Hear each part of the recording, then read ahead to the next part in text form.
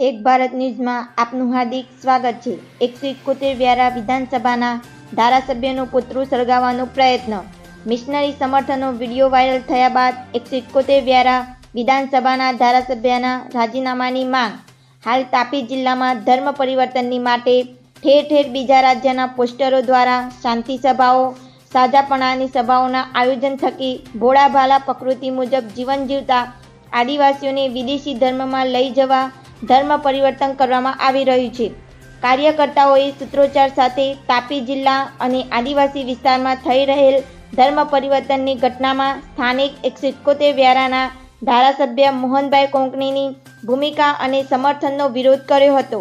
આવનાર દિવસોમાં આ વિરોધ ગુજરાતના દરેક જિલ્લામાં થાય તો નવાઈ નહીં। રિપોર્ટર સંજય ગાંધી, તાપી।